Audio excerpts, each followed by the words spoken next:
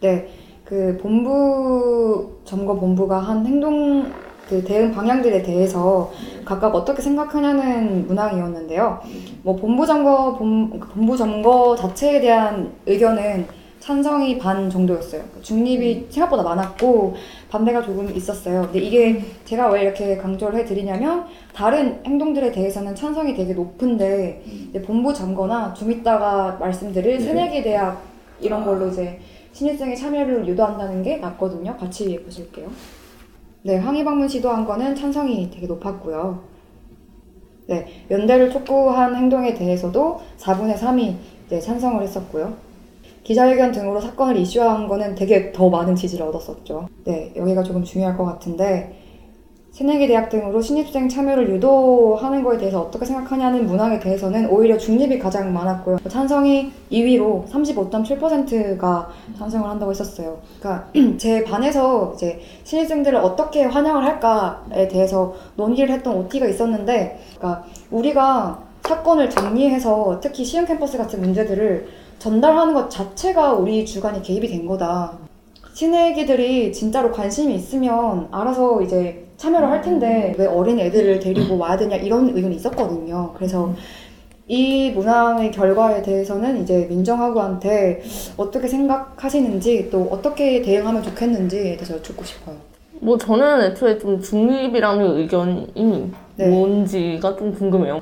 제가 생각하기에 이거는 뭐 많은 곳에서 새마디에서 일어나는 토론과 관련이 있다고 생각하고 새마디에서 얼마나 적극적으로 기조를 전달할 거냐의 문제의 연장선에서 이렇게 뭐 결과가 나왔다고 생각하거든요. 본부장본부에서 진행을 했던 새내기 본부 프로그램 같은 경우에는 실제로 새내기를 본부에 오는 프로그램이었단 말이죠. 그래서 그런 거에 대해서 이제 문제의식을 갖고 있는 것으로 생각이 되는데, 이거 어쨌든 희망을 하는 새내기들 위주로 이루어졌다라는 점에서 뭐 이제 그 프로그램 자체에 대한 안내가 얼만큼 이제 이 설문을 하시는 분들에게 되었느냐 이런 것도 좀 궁금하기는 하고요. 사실상 이게 뭐 200명의 새내기를 대상으로 한다거나 이런 게 아니라 희망을 하는 한 20명 내외의 새내기를 대상으로 진행이 됐던 것이고, 뭐 뿐만 아니라 저는 사실 본부점거라는 행위 자체가 어쨌든 거기에 들어가는 것 자체만으로도 불법이다 이렇게 우리가 먼저 검열을 하기에는 사실상 우리가 학내에서 하는 투쟁을 스스로 좀 가두는 거라고 봐요. 그거 자체가 불법이니까 위험할 수도 있고 그거는 뭐 안 해야 되는 게 맞을 수도 있고, 이걸 우리가 먼저 속단한 다음에 그러므로 새내기들한테 그걸 제한조차 하지 말아야 된다, 이건 좀 약간 너무 간 게 아닌가. 사실 저는 어떤 부분에서는 새내기들 역시도 우리랑 똑같이 판단할 수 있다고 생각을 하거든요. 그 판단할 수 있는 부분을 우리가 뭐 너무 얕잡아 봐서는 안 되고, 그래서 좀 저는 이제 이 프로그램에 대해서 좀 더 안내를 잘 하고 좀 토론을 해봐야 되는 문제 아닌가 그런 생각이 드네요. 네. 저는 이제 사실 저는 찬성하지 않은 사람들의 비율을 보고 있긴 한데요. 작년의 총회는 10월 10일 총회였잖아요. 그러니까 상당히 공론화 기간이 엄청 길었다라고 저는 생각을 해서 작년의 총회를 되게 긍정적으로 평가를 하는데, 저는 사실 좀 이번 총회랑 엮어서 생각을 좀 해보면 저희는 아직 총회를 안 갔거든요. 8, 9 아니면 90 이렇게 갈 것 같은데, 그러니까 총회 뒤잖아요. 그러니까 저는 살짝 좀 그 총회도 안 간 우리 반 새내기 하고들, 그러니까 이제 막 한창 학교에 적응하고 학교에서 뭔가 이제 그 친구 사귀고 이렇게 되어 있는 새내기들과 함께 뭔가 시흥 캠퍼스라던가 뭐 학내 민주주의 혹은 대학 공공성에 대한 이야기들을 진행하는 것 자체에 대해서 개인적으로 조금 부담이 있는 것 같긴 해요. 그러니까 이제 반학생회장이고 이러니까요. 그러니까 제가 이걸 잘 수행할 수 있을까 이런 것들요. 이런 고민들이 조금 중립으로 묶이지 않았나. 왜냐하면 중립을 하신 분들이 반대를 찍으신 건 또 아니잖아요. 네, 그렇죠. 저는 이런 고민들이 중립으로 묶였다라고 봐요. 네, 그렇습니다. 중립의 범위가 상당히 모호하다라는 의견이네요. 네, 이제는 본부 쪽이 한 행동에 대해서 어떻게 생각하냐라는 문항들이에요. 네, 타협안을 제시한 거, 이른바 대타협안에 대해서는 중립이 또 가장 많았고요. 찬성이 그래도 많은 편이에요. 그러니까 본부가 한 행동들에 대해 다른 거에 비해서는 되게 많은 편이에요. 뭐 저는 사실 타협안을 제시한 행위 자체를 잘했냐 아니냐로 평가하는 건 당연히 뭐 타협안을 제시할 수 있다라고 생각을 하는데요. 네. 사실 문제가 되는 거는 그 타협안의 내용과 그 타협안을 제시하게 된 배경과 타협안을 제시하면서 본부가 취했던 행동이나 이런 것들이 오히려 문제가 된다고 생각해서 저는 오히려 타협안에 대해서는 제시했다는 사실이 문제가 되는 게 아니라 제시를 하면서 징계를 한쪽에는 들고 있었다. 그러니까 말하자면 협박성이었다. 이거 받지 않으면 징계하겠다와 거의 똑같은 메시지를 보내고 있었던 오히려 그런 것들이 이제 잘못이라고 생각을 하거든요. 저는 이제 민정하려고 말씀에 많이 동의를 하는데, 그러니까 이제 대타협안을 제시하고 대타협안의 내용이 저는 이제 물론 부족한 점이 매우 많았지만 네. 상당히 긍정적이라고 생각을 하긴 했어요. 대타협안의 내용이. 그래서 이제 제가 얘기한 어떤 2월 9일에 가지고 온 전학대에 가지고 온 이견 안에서도 대타협안에 있는 어떤 학생 자치 조항, 학생 자치와 이제 대학 민주주의를 위한 여러 가지 조항들이 있잖아요. 그런 것들에 조금 더 나간 형태를 구상을 했으니까 이제 어느 정도 이제 본부가 그 이제 문제가 되고 있는 지점들 자체는 이제 파악을 하고 있다라고 생각은 돼요. 다만 이제 그 대타협안에 대해서 제 생각에 찬성을 하신 분들이 많은 이유는 백여일 하고도 수십일 동안 진행한 본부 점거라던가 혹은 10월 10일 학생총회 전후로 한 그 전의 투쟁이라던가 이런 곳에서 저희가 이제 조금 실패한 게 있다면 그 큰 국면을 만들어내지 못한 것들이라고 보거든요. 네. 그러니까 이제 본부의 주도로 만들어진 국면 전환이었어요. 솔직히 말하면 대타협안은요. 어떤 이런 국면 전환을 저희가 제대로 하지 못한 것에 대해서 많은 학우들이 좀 실망하고 있다. 이렇게 생각을 할 수도 있을 것 같습니다.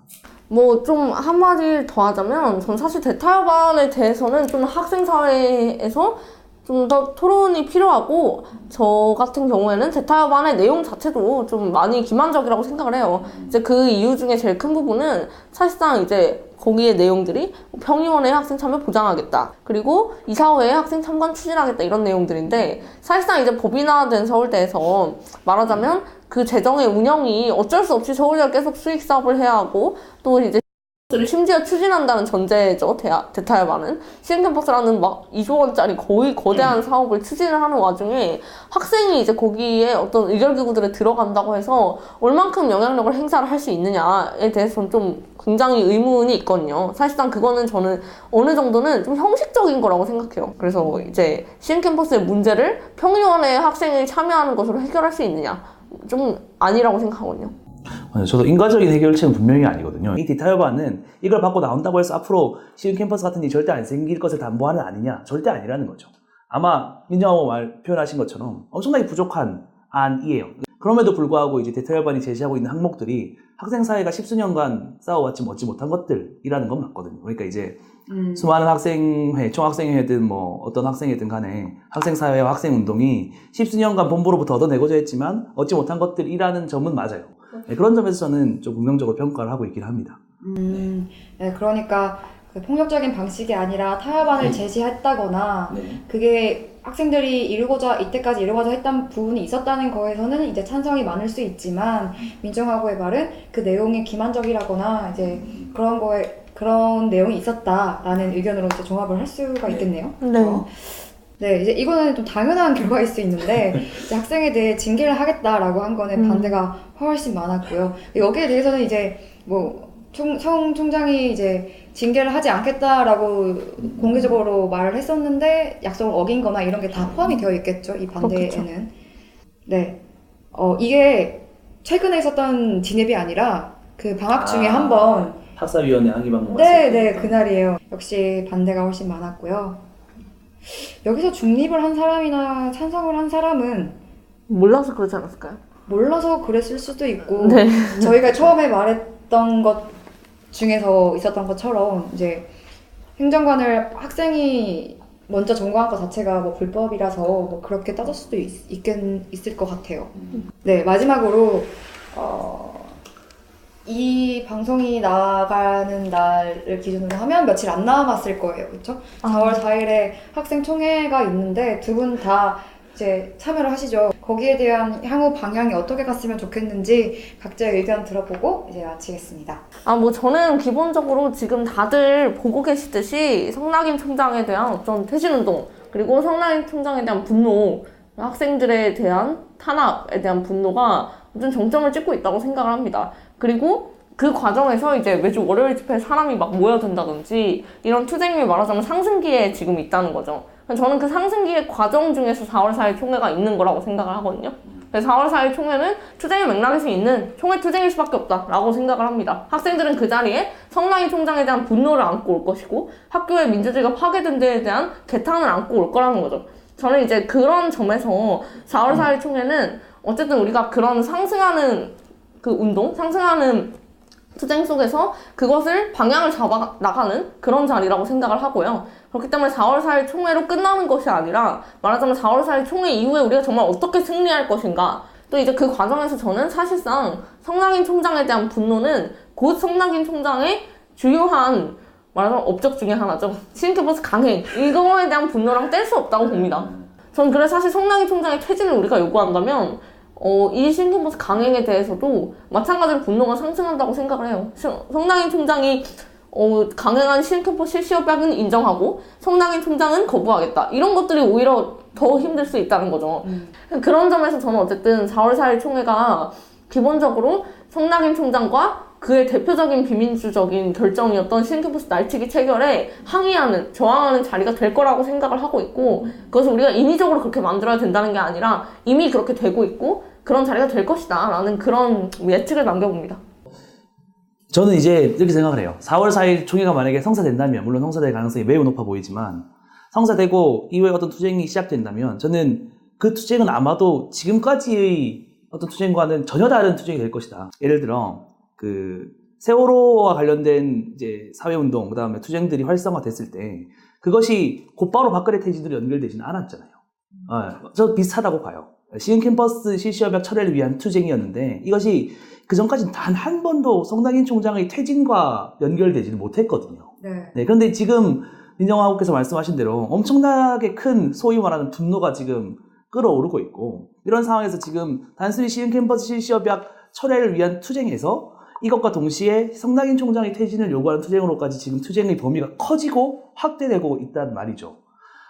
그래서 아마도 저는 그 이전, 4월 4일 이전의 그 투쟁과 이후의 투쟁은 엄청나게 다른 투쟁이 될 거라고 생각을 하고 어떻게 보면 좋은 기회라고도 생각을 합니다. 그러니까 그 전에 있었던 어떤 우리의 한계점들을 제대로 극복해낼 수 있는, 그 다음 새로운 동력을 얻을 수 있는 기회라고 생각을 해요. 다만 이제 제가 이제 생각했을 때 가장 중요한 것은 여기서 결론적으로 지금 학생사회 내부에 분열이 있느냐라고 이제 학생사회 내부에 있는 사람들에게 물었을 때 아니다라고 얘기할 수 있는 사람은 진짜 별로 없거든요. 실제로 분열이 존재하고 그런 분열을 수습하려는 노력들이 있었지만 제대로 이제 되지 못한 것은 사실이에요. 그러니까 제가 생각했을 때 전혀 새로운 투쟁이 될 수 있는 4월 4일 이전에 어떤 이 갈등의 봉합을 꼭 해야 되지 않느냐.